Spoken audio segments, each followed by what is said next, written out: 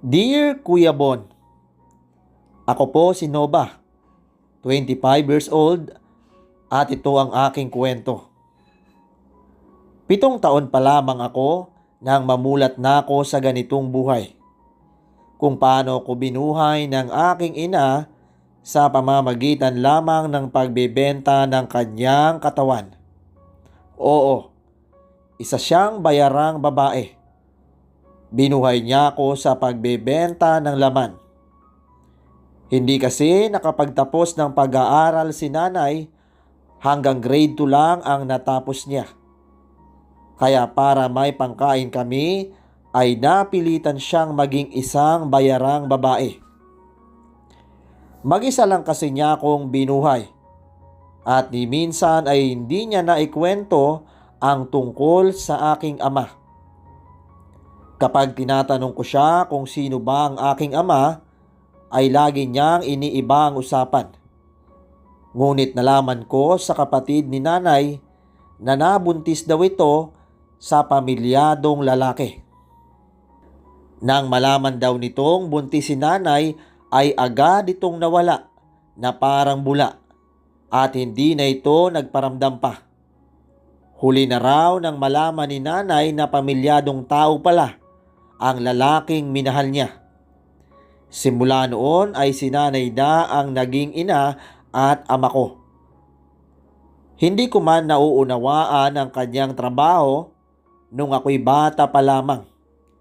At para sa akin wala naman siguro itong problema. At hindi naman siguro masama ang kanyang ginagawa. Naiisip ko noon na trabaho lang niya yon.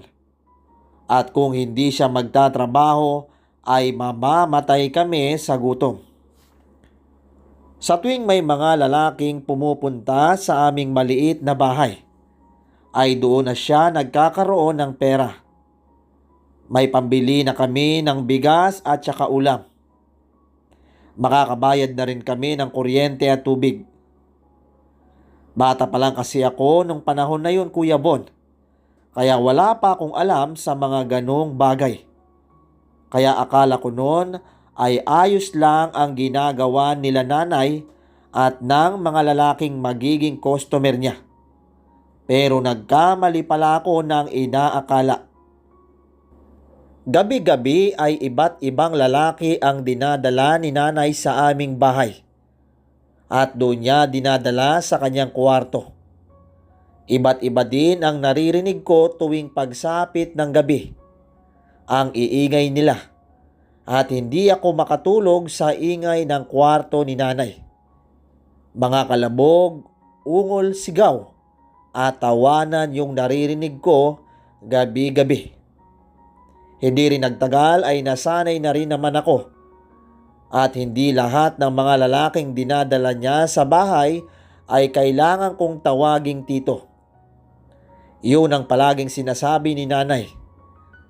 Hindi ko nga alam kung ano ang mga pangalan nila at hindi ko rin nakikita ang kanilang mga muka.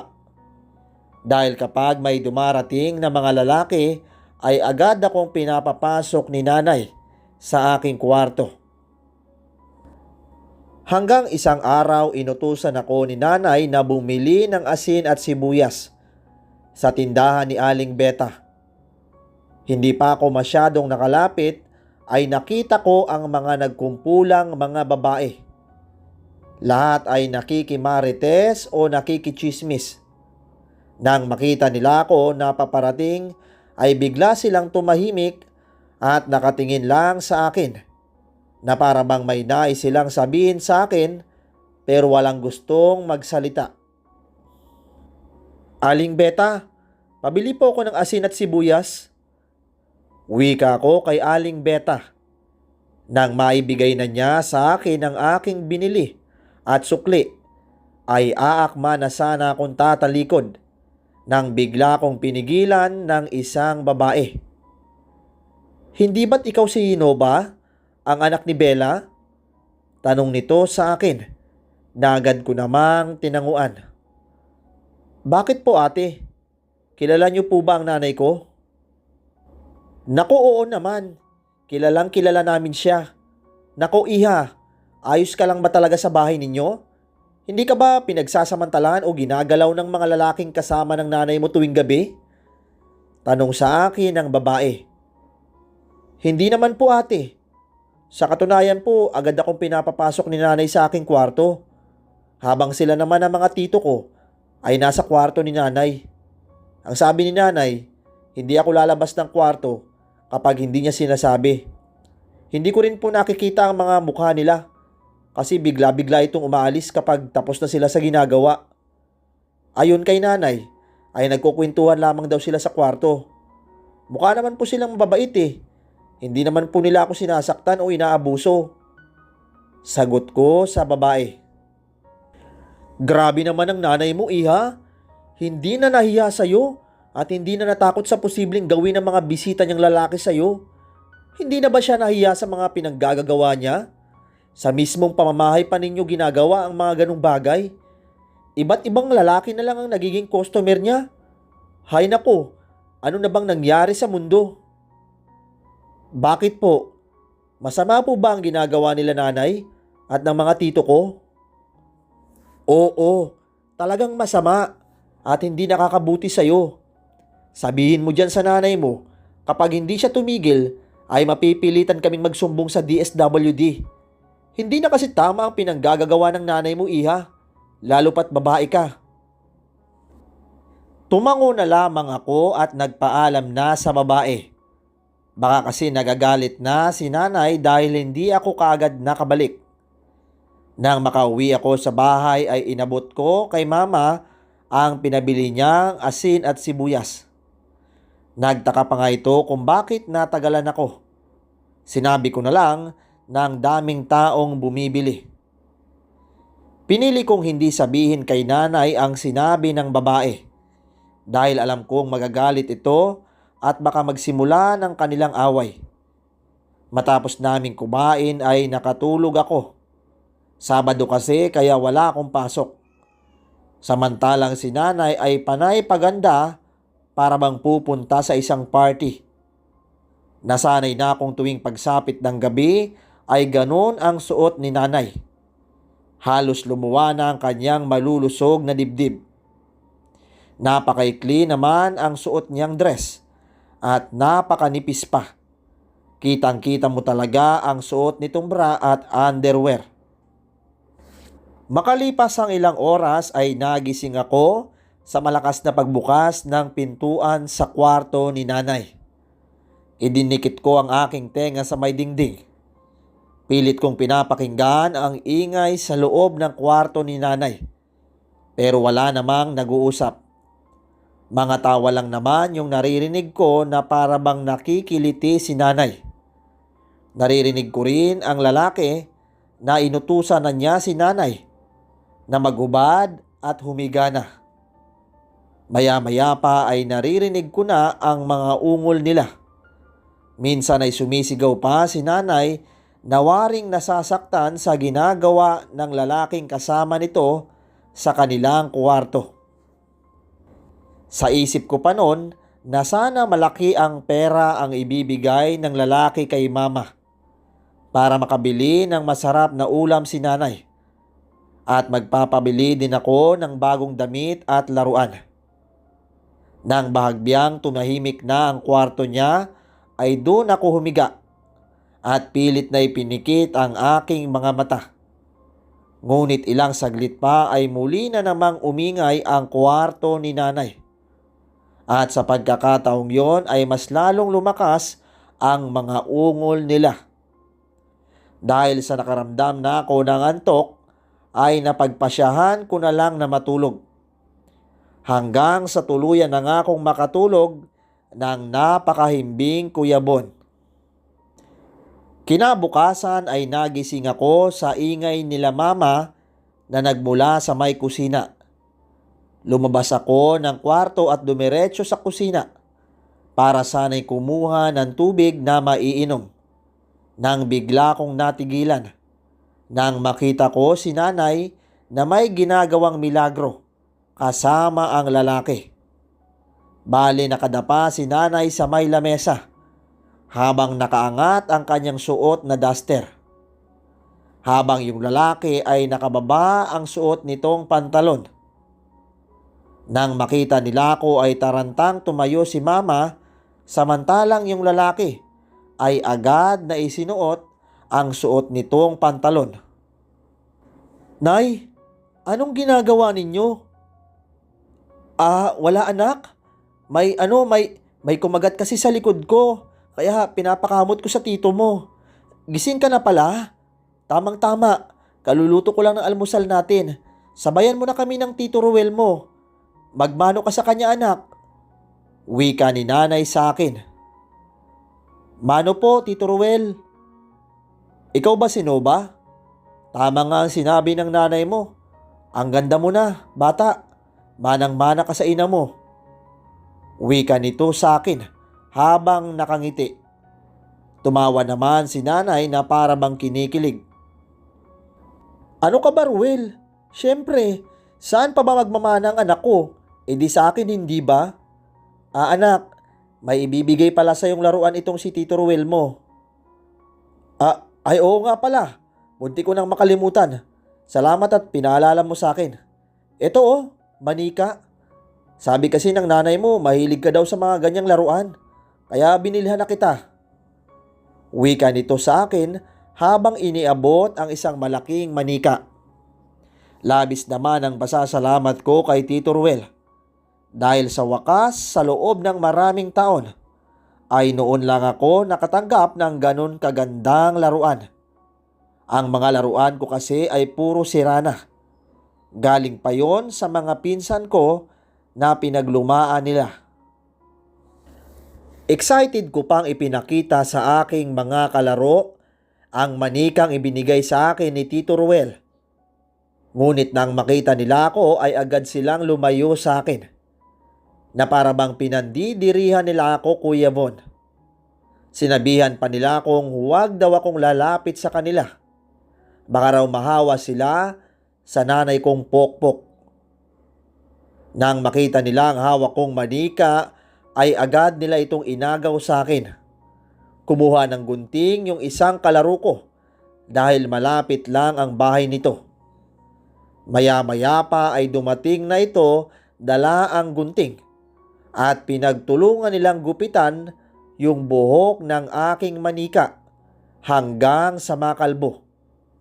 Ang sunod nilang ginawa ay pinagpuputol nila ang mga paa at kamay ng aking laruan. Iyak lang ako ng iyak sa mga sandaling yon. Nasaktan ako sa pinanggagawa nila sa bago kong manika. Hindi ko alam kung ano bang naging kasalanan ko para gantuhin nila ako. Bakit lagi nilang sinasabi na pokpok si nanay? Mga salitang hindi ko maiintindihan sa mura kong isipan. Umuwi ako ng bahay na luhaan. Bitbit ang manikang gutay-gutay na at nakahiwalay na ang mga kamay at paa. Nang makarating ako sa bahay ay naabutan ko si nanay na nagme-make-up ng kanyang sarili. Hapon na kasi kaya nakabihis na ito. Dahil ilang oras na rin ay may dadating na customer. Nagulat pa nga ito nang makita niya akong umiiyak. Nang makita niya ang manikang sira-sira ay agad itong nagtanong sa akin. Sinira nila ang manika ko, nanay. Naluluhang sumbong ko sa aking ina. Bakit nila ginawa yan sa'yo, anak? Hindi ba nila alam na pinaghirapan niya ng Tito Ruel mo? Dako, mga bata talaga. Tumahan ka na. Akin na yung manika mo. Gawa natin yan ng paraan. Kukuha mo na ako ng pandikit. Wika niya naman sa akin. Pokpok ka ba, nay? Sabi kasi nila sa akin, pokpok ka raw. At iniiwasan nila ako dahil ayaw nilang mahawa sa inyo. Nay, totoo po bang sinasabi nila? Maluha-luha akong saad dito. Hindi makasagot si nanay. Nakita ko na lang na tumulo ang kanyang mga luha. Silent means yes. Di ba tama ako? Alam ko na ang sagot. Kaya padabog akong pumasok sa aking kwarto at doon ibinuhos ang lahat ng hinanakit ko sa aking ina. Nang dahil sa kanya ay nagbago ang aking buhay. Wala nang may gustong makipagkaibigan sa akin. At kalat na rin sa buong eskwelahan na isang pokpok ang aking ina. Kaya nawala na ako ng ganang pumasok hanggang sa tuluyan na nga akong huminto sa pag-aaral. Makalipas ang ilang taon ay isa na akong ganap na dalaga. At hindi na ako inosente tulad ng dati na walang kaalam-alam sa mga pinanggagawa ni nanay. Ngayong dalaga na ako ay klaro na sa akin ang lahat. Lalo na sa mundong ginagalawan namin ng aking ina. Alam kong pokpok siya. Ginagamit niya ang kanyang katawan para magkapera ng mabilisan. At dahil doon ay unti-unting lumalayo ang loob ko kay nanay. Hindi na katulad ng dati na masaya kami sa simpleng bagay. Hindi ko na nga maalala kung kailan ang huling beses na nagsabay kaming kumain. O kaya naman yung kinamusta niya ako. Sa tuwing umuuwi kasi ako mula sa fast food na pinagtatrabahuan ko, ay diretso kaagad ako sa kwarto. Yun nga lang hindi ako makakatulog ng maayos dahil sa mga ginagawa nila sa kwarto, kasama ang mga lalaking customer. Kahit dalaga na ako ay hindi pa rin siya tumitigil sa trabaho niyang yon. Kahit may edad na ito ay sige pa rin ang pagtanggap ng iba't ibang lalaki sa aming bahay. Pinilit kong magtiis at itulog na lang ang lahat kahit diring-diri na ako. Sa totoo lang ayaw ko nang pakisamahan si nanay. Gusto kong lumaya sa bahay na yon. Pero wala naman akong ibang mapupuntahan. Lalo na't napakalayo ng aming mga kamag-anak at nahihiya rin ako sa kanila. Kinaumagahan ay nagising ako bandang 10:00 ng umaga. Day off ko kasi sa trabaho kaya ayos lang na maghapon akong matulog. Ngunit laking gulat ko nang madatnan ko si nanay sa hapagkainan kasama ang isang lalaki. Nakilala ko kaagad yung lalaki. Ito yung lalaking nagbigay sa akin ng manika na ipinakilala sa akin ni nanay na si Tito Ruel. Nakita ko kung paano sila kasweet ni nanay. 18 na ako ng mga panahon na yon pero binilhan pa rin niya ako ng manika. Hindi ko yun tinanggap. Bagkus ay umalis ako sa bahay. Ayaw kong makisama sa mga taong walang ibang ginawa sa buhay, kundi ang magpakasarap. Ayaw ko nang balikan ang mga nakaraan. Galit ako sa mga lalaking dinala ni nanay at mas lalong galit ako sa aking ina. Tahimik lang ako sa isang lugar na madalas kong tinatambayan. Hinayaan ko ang aking mga luha na umagos sa aking maliit na muka. Bigla na lang kasing bumalik ang mga alaala ng ako'y bata. Noong ako'y wala pang kaalam-alam sa mga nangyayari. Nasira ang mga pangarap ko dahil sa ginagawa ni nanay, nang dahil sa kanya ay wala nang gustong makipagkaibigan sa akin. Kapag nalulungkot ako ay pumupunta ako sa Children's Park. Madilim na ng mga oras na yon. Wala na ring mga tao sa paligid. Nang pagsapit ng 7:00 ng gabi ay napagpasyahan ko nang umuwi sa bahay. Bandang 8:00 na nang makauwi ako sa bahay. Ngunit sa pagpasok ko ay nakita ko si Tito Ruel, kasalukuyan itong kumukuha ng tubig sa rep sa may kusina. Nang makita niya ko ay nakita ko kung paano niya ako titigan. Nakulang na lang ay matutunaw na ako. Napansin kong bagong ligo pa ito dahil basang-basa pa ang buhok nito. Kagad akong umiwas ng tingin at dali-daling tumakbo sa kwarto. Pero bago pa ako makapasok ay agad na niya akong napigilan. Hinawakan niya ako sa magkabilang braso ko, Kuya Bon.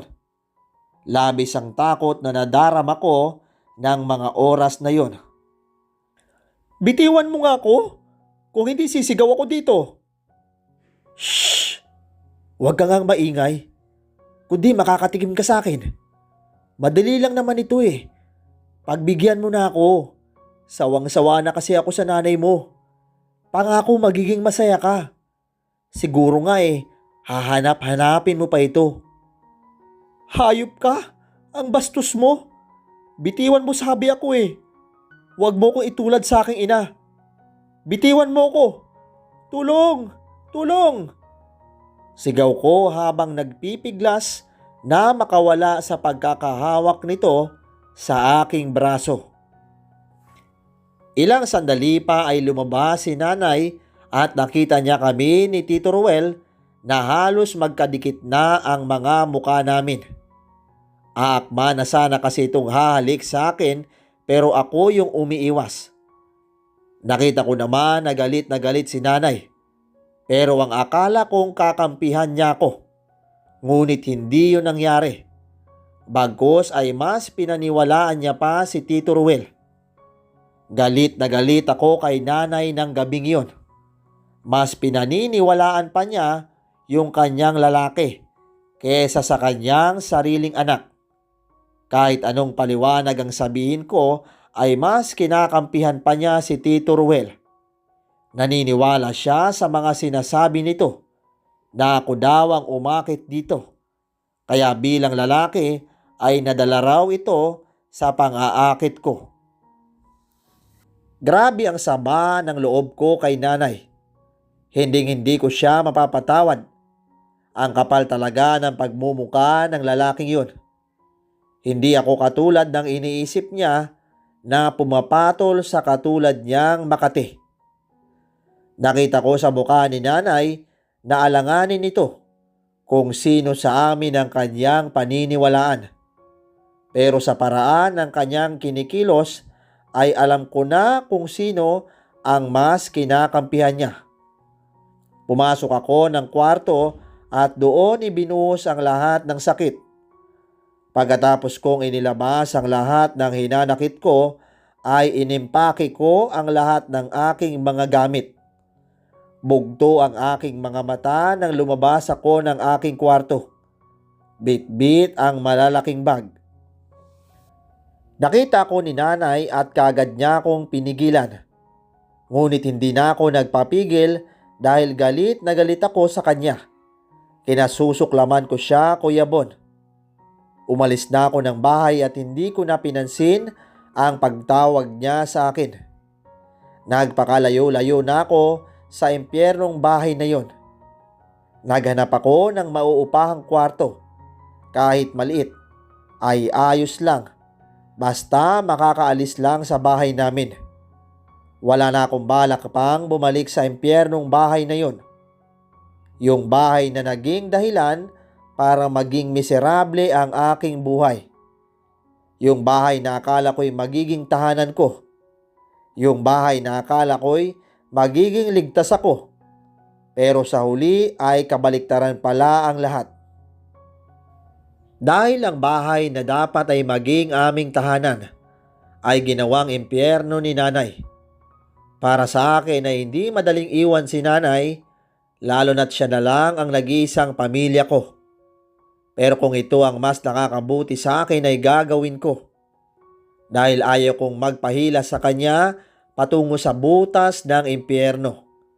Ayaw kong magaya sa kanya at lalong ayaw kong tahakin ang maling landas na tinatahak niya.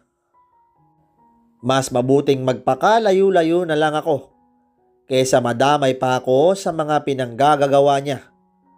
Lalo na nang may ilang nagsasabing katulad ako sa aking ina na isang bayarang babae. Gusto kong ipakita sa kanila na nagkamali sila ng inakala. Makalipas ang ilang taon ay tuluyan ko na ngang nilisan ang Pilipinas. Nandito ako ngayon sa Amerika. Dito na rin ako nakapagpangasawa at nagkaroon ng 2 anak. Kung tatanungin nyo kung ipinagpatuloy pa ba ni nanay ang kanyang ginagawa, ang sagot ko ay oo. Magpasa hanggang ngayon ay nagpatuloy pa rin ito sa pagbebenta ng laman para magkapera.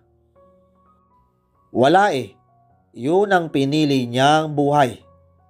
Ilang ulit ko na siyang sinabihan na itigil na ang kanyang trabaho, pero nagmamatigas siya. Sa katunayan, kaya ko naman siyang buhayin. Kaya ko na siyang suportahan.